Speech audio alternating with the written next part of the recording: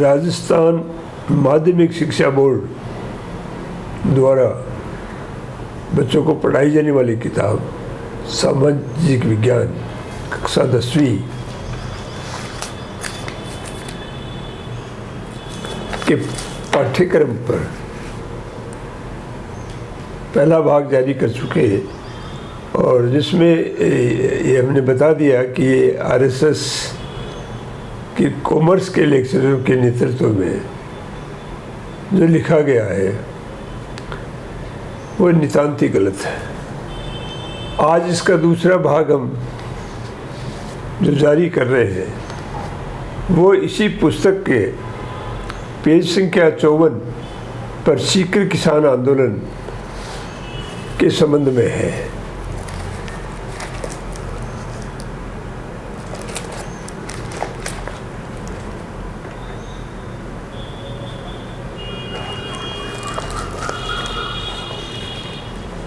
जो भावी पीढ़ी को आंदोलनों द्वारा जो परिवर्तन आया, आंदोलनों का इतिहास इसलिए भावी पीढ़ी को पढ़ाया जाता है कि कैसे परिवर्तन किए, किन लोगों ने क्या कुर्बानियाँ दी और आरएसएस ने उन कुर्बानियों को एक मजाक बना दिया। सबसे पहली बात कि सीकर का आंदोलन अकेली सीकर का आंदोलन नहीं था, ये शेखावाटी का आंदोलन था जिसमें सीकर झुंझुनू दोनों तरह जगह के प्रमुख लोग शामिल थे। इसलिए इसे शेखावाटी सबसे हटा करके सीकर कर दिया क्योंकि उस समय इसका नाम सीकर वाटी था और वाटी स्थान को कहते हैं। सीकर वाटी, खंडेला वाटी, उदयपुर वाटी, ये वाटियाँ थी। इसमें से एक छोटा सा हिस्सा इन्होंने लेकर के जो शुरुआत की है वो बहुत गलत तरीके से शुरुआत की है। कांग्रेस आरएसएस की जो परंपरा रही है इतिहास को तोड़ मरोड़ कर पेश करना, तो सबसे पहले उन्होंने किया कि इसके टाइटल को ही चेंज कर दिया। ये आंदोलन जाट क्षत्रिय सभा के नेतृत्व में चला था और जाट क्षत्रिय शब्द को बदलकर इन्होंने जाट क्षेत्रीय कर दिया। अब हम इसको देखें तो क्षत्रिय वॉरियर्स को कहते हैं, योद्धा को कहते हैं और क्षेत्रीय लोकल को कहते हैं। तो वो उसके लड़ाकूपने की भावना को ही इन्होंने ख़त्म कर दिया और फिर उन्होंने मूल कारण नहीं दिया।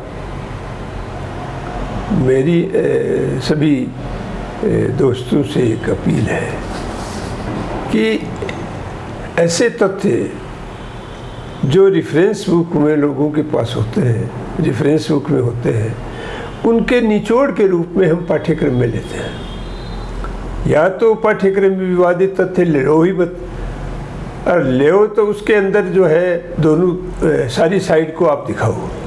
शेखावाटी के ऊपर कर्नल टार ने भी लिखी है, गौरीशंकर ओझा ने भी लिखी है, शेखावाटी के नवीन इतिहास के नाम से रतनलाल मिश्र ने भी लिखे हैं। टाड के लिखे हुए की हूबहू कॉपी जाबरबल शर्मा ने भी की है, जो उसने अपने आप को सीकर का इतिहास बताते हैं। उन्होंने इसमें जो इतना तोड़ मरोड़ कर पेश किया है और ये बताया कि ये एक यहाँ का जो आंदोलन है उस आंदोलन के मुख्य भूमिका जिन लोगों की थी और मुख्य जो कारण थे उनको इन्होंने गायब कर दिया और गायब करके उसको इतना एक नरम बना दिया जिसकी कोई हद नहीं। जैसे उदाहरण के तौर पर उस समय सीकर प्रजापति जाट प्रजापति महायज्ञ जो आयोजन किया था वो इसलिए किया, ये टाइटल राजनीति धार्मिक टाइटल इसीलिए रखा कि राजनीतिक आज़ादी नहीं थी, अपने हकों की बात करने की आज़ादी नहीं थी।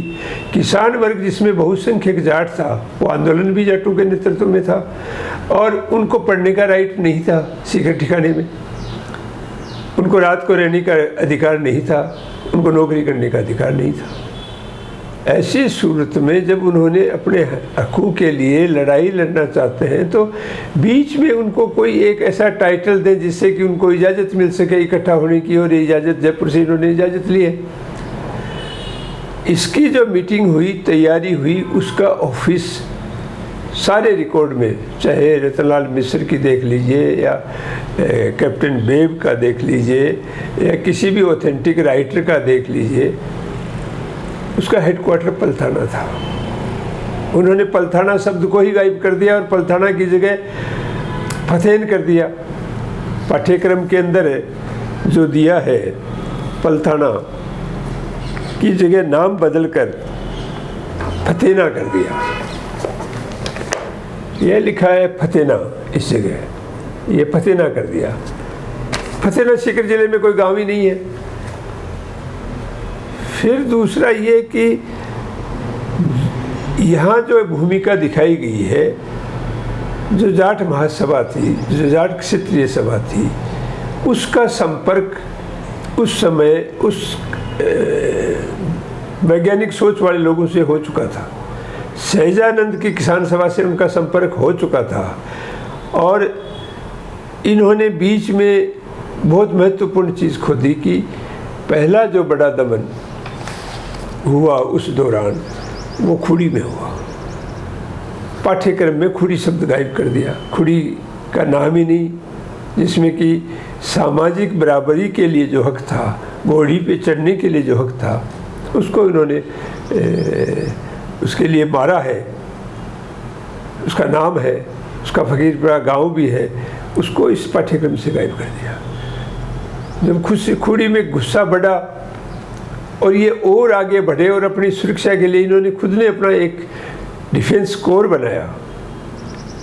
इन्होंने बहुत सी बात बाहर के आंदोलनों से भी ली, बनाया। उस समय दूसरा जब कूदन के अंदर ये जो बात हुई, कूदन के अंदर मैं आपको एक कहना चाहता हूँ कि कूदन कांड के नाम से जो चीज़ फेमस हुई है और कूदन ने जो ये श्रेय लिया है, ये सरासर गलत है। आज भी वहाँ ये बोर्ड लगा हुआ है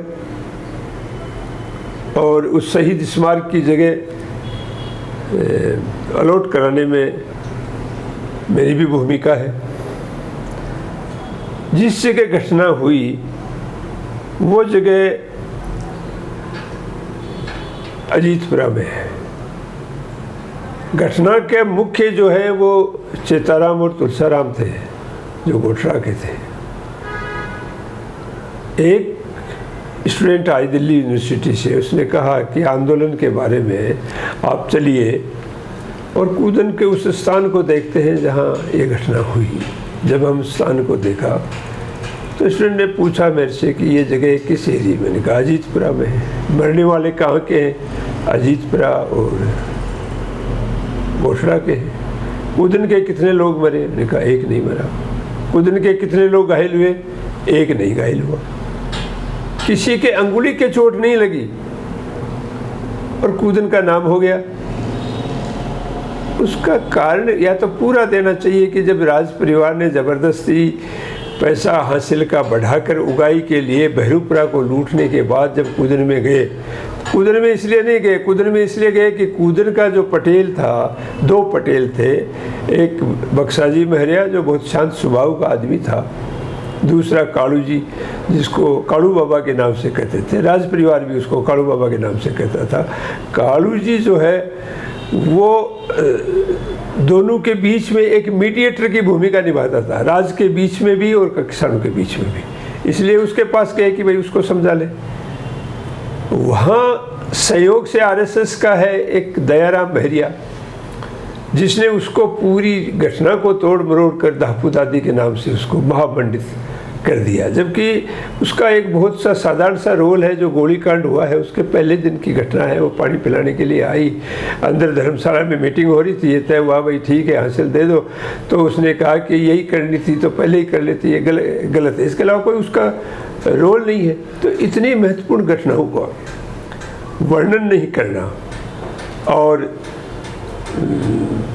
शब्दों का तोड़ मरोड़ करना बहुत ही दुर्भाग्यपूर्ण है। दूसरा ये कि इन सारे आंदोलन को खड़ा करने में मुख्य भूमिका ठाकुर देशराज की थी, लेकिन सीकर में मास्टर चंद्रभान की भी थी। उस समय पलथाना उनका हेडक्वार्टर था। इसमें आंदोलन में दर्शाया जाना चाहिए था कि सीकर के राजा ने देवगढ़ में एक जेल बनाई थी किसानों के लिए। उस जेल में सबसे ज़्यादा टॉर्चर उन आंदोलनकारियों को किया था। उन टॉर्चर होने वालों में मास्टर चंद्रभान सबसे ज़्यादा था, और मास्टर चंद्रभान पहला उसका सेक्रेटरी भी था। इसमें पृथ्वी सिंह गोठरा की अहम भूमिका है, जिसका नाम गायब कर दिया गया। और फिर इन्होंने जो बदले लिए हैं, अरबसर के पास में जो इन्होंने चनाना के जोड़े में जो बदले लिए हैं सामंतों से, जब उनके हौसले अफजाई हुए हैं, कभी ये पीछे हटे हैं, इन्होंने एक छापामार युद्ध की तरफ जाने की कोशिश की है।